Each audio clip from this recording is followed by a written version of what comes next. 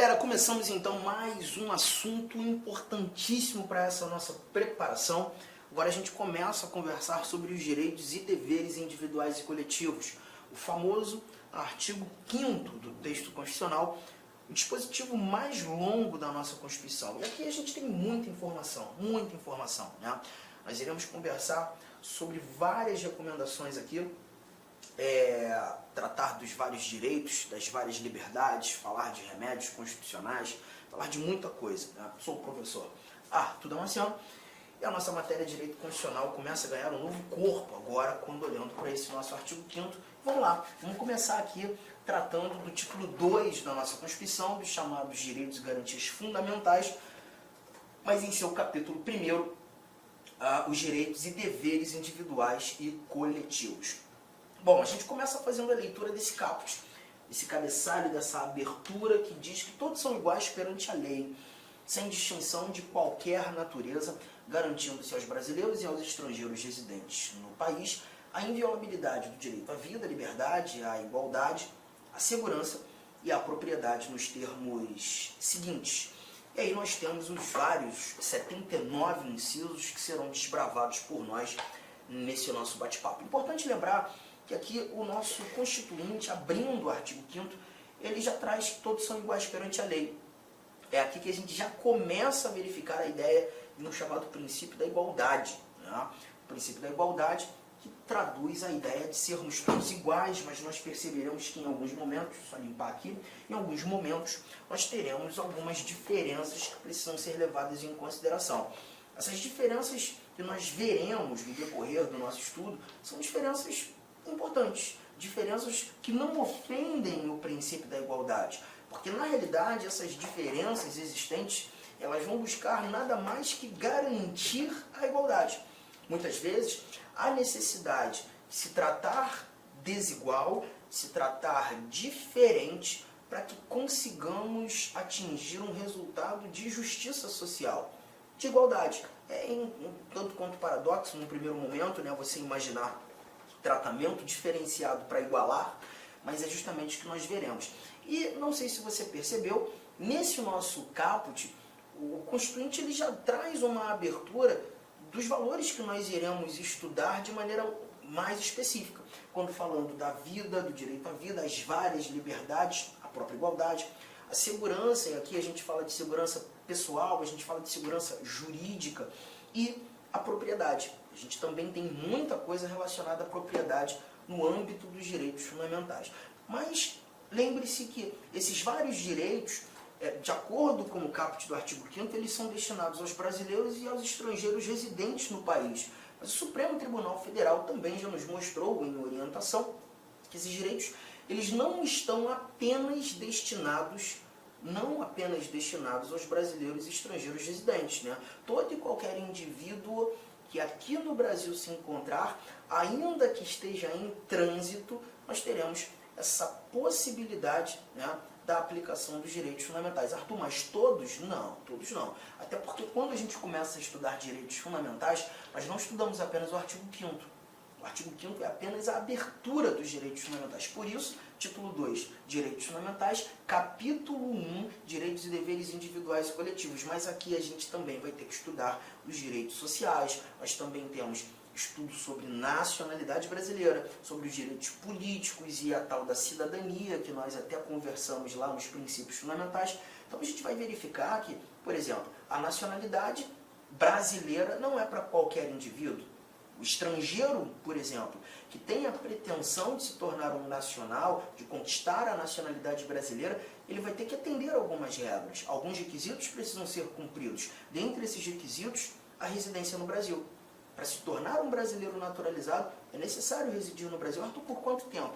Calma, nós ainda veremos isso no decorrer do nosso estudo. Mas aqui é apenas uma abertura, um bate-papo introdutório. Eu queria que você agora fosse lá no finalzinho desse teu material, lá no 35º slide. Vamos dar um confere nesse nosso... estou passando aqui, 34º, desculpa. Estou passando aqui por vários incisos ali, 79. Mas eu não quero ainda ler esses incisos. Eu queria começar com essa informação que aqui no quadro está. Os parágrafos. Parágrafo 1º, parágrafo 2º, parágrafo 3º e o parágrafo 4º da nossa Constituição, do nosso artigo 5º. Tá? Por que eu gosto de começar com esses parágrafos? Porque quando a gente começa a estudar esses parágrafos, a gente começa a entender um pouco mais os motivos e da aplicação e aplicabilidade desses vários direitos aqui traduzidos. Né? Olha o parágrafo 1º que diz: as normas definidoras dos direitos e garantias fundamentais têm aplicação imediata. As normas definidoras dos direitos e garantias fundamentais têm aplicação imediata. Bom, o que eu costumo fazer em sala, questionando os alunos, eu sempre pergunto: você viu que são 78 incisos. Ali você fala sobre muitas coisas. Direito à vida, liberdades várias, direito de reunião, direito de associação, direito de herança. Você fala de direitos da pessoa presa, você traz remédios constitucionais, você tem coisa pra caramba. Esse estudo aqui pra gente é um dos mais importantes e um dos mais extensos da nossa Constituição. Só que esse parágrafo 1º que está aí na tua tela, ele diz que essas várias normas definidoras dos direitos e garantias, e são várias, têm aplicação imediata. A pergunta que eu costumo fazer em sala é: vocês acham mesmo que todas essas normas que definem direitos fundamentais têm aplicação imediata? Você acha mesmo? Bom, a resposta muitas vezes que eu obtenho em sala é: não, Arthur. Provavelmente não. Algumas normas não têm uma aplicação imediata. E aí eu digo: sim, elas têm. As normas que definem direitos fundamentais têm aplicação imediata. Todas elas têm aplicação imediata. Tá? E por que eu preciso começar com esse parágrafo 1º, te explicar essa informação? Porque quando a gente fala de aplicação, a gente está falando do efeito das normas.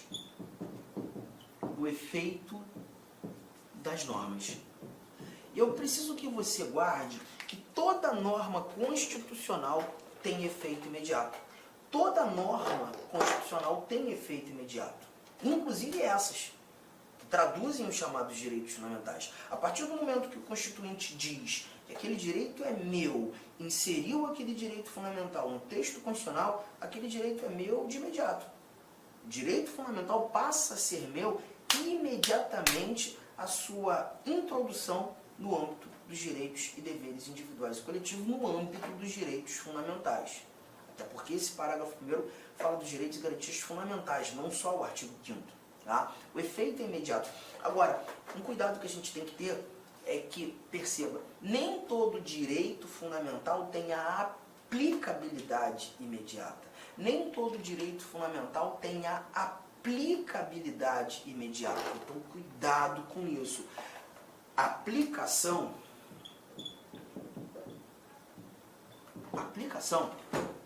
essa palavra tem um significado diferente da palavra aplicabilidade.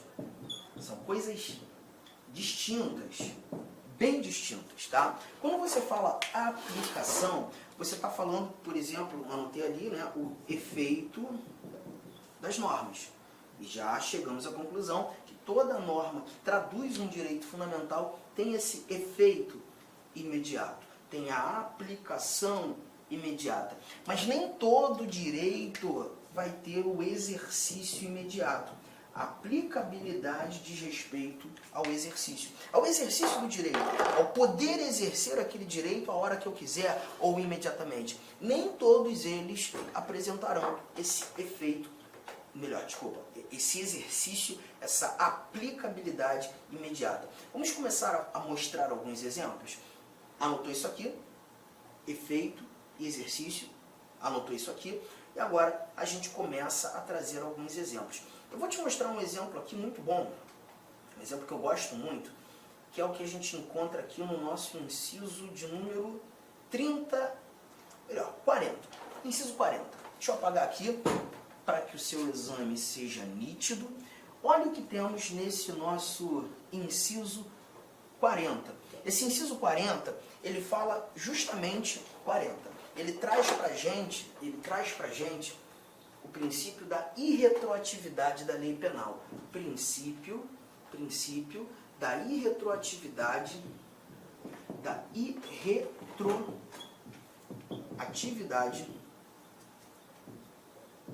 da lei penal. E o que nós encontramos aqui no princípio da irretroatividade da lei penal? Lê comigo. A lei penal não retroagirá, salvo para beneficiar o réu. Vamos lá, pensa só. Quando a gente fala desse princípio da irretroatividade da lei penal, a lógica é, vamos imaginar que há mais ou menos uns 3, 4 meses atrás, eu tenha praticado uma conduta muito reprovável pela sociedade, uma conduta absolutamente imoral, muito imoral. Todavia, no momento em que pratiquei essa conduta não era considerada crime. Nós não tínhamos essa conduta como um ato criminoso, como um tipo penal. E eu pratiquei. Tá? Uns 2 meses depois da prática desse crime, eu, Arthur, acabo verificando uma alteração da lei penal. O legislador passou a entender aquela conduta praticada por mim como criminosa. A pergunta que fica é, se eu pratiquei essa conduta em momento anterior à sua tipificação, será que eu posso ser processado, julgado, condenado por isso? Bom, não. Então eu estou percebendo que o chamado princípio da irretroatividade da lei penal é uma proteção que eu tenho. E quando a gente verifica, estuda o artigo 5º, nós veremos que em vários desses dispositivos, o que o Constituinte quis trazer foi proteção. A lei penal não vai retroagir. Se você praticou essa conduta em momento anterior a ela ter sido chamada, definida como crime, você não pode ser processado, julgado. Essa lei não vai retroagir. Ela não vai ter esse efeito chamado ex tunc, né? Que significa efeito retroativo. Efeito retroativo. Não vai ter. Salvo se essa alteração da lei penal for para te beneficiar. Se for para benefício, beleza, aí retroage. Não sendo, ela não pode. Então perceba, gente, esse inciso 40 ele me protege. É uma norma que define um direito fundamental. A pergunta que te faço é, eu dependo de alguma lei abaixo da Constituição, algum ato normativo que complemente a Constituição para ter essa proteção, ou a própria norma constitucional ela já foi suficiente em me proteger? A leitura já garantiu efetivamente a proteção. Você está chegando à conclusão que essa leitura já me protege. Então já estou chegando mais uma conclusão. A norma ela é suficiente. A norma ela é integral. A norma ela é completa. A proteção que essa norma quis me dar, ela conseguiu. Ela não depende de mais nada. A norma tem uma eficácia direta. A norma tem uma eficácia imediata. A norma é de exercício imediato. A proteção ela é imediata.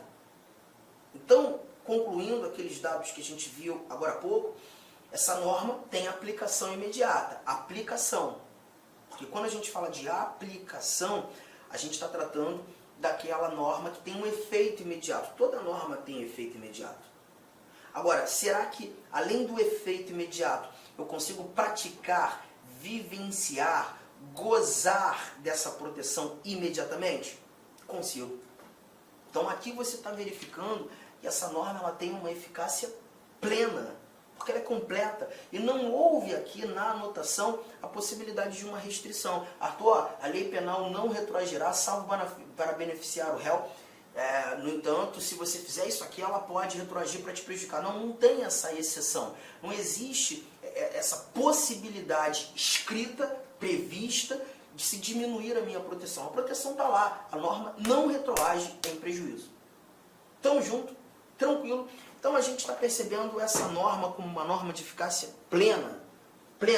Só que peraí, eu tenho que colocar alguns detalhes aqui na sua anotação. Deixa eu trazer pela primeira vez a tela branca, porque esse papo aqui é um papo muito importante a título de prova. Nesse momento, a gente vai começar a analisar a classificação. Olá, meus amigos, minhas amigas, eu sou o professor Lac. Inicialmente eu peço licença para vocês, eu peço desculpa, pois eu interrompi os seus estudos, mas o propósito desse vídeo no YouTube ele é para divulgar o nosso trabalho, é para que o aluno se depare com os nossos professores, com a nossa metodologia. Papo sério, esse curso nosso aqui é super atualizado, ele é ponto a ponto do edital, esse curso aqui você pode ter absoluta certeza que aqui você vai conseguir adquirir todo o conhecimento necessário suficiente para aprovação. Essa aula representa apenas 30% da aula, 30% da aula. Se você quiser assistir os 70% restantes, quer ter o PDF dessa videoaula, se você deseja ainda, tá? Deseja ainda estudar pelo nosso Personal Coach, que é a nossa metodologia, investimento, olha só, super promoção, não tem desculpa, apenas uma parcela de R$ 159,90. Vai ser o seu melhor investimento, vai ser um excelente custo-benefício, a aprendizagem que você vai ter. E como disse, aqui tem um conteúdo necessário para que você seja aprovado no concurso do Tribunal de Justiça do Estado de São Paulo para o cargo de oficial de justiça. Então espero vocês aqui na LAC. Valeu, tchau, tchau.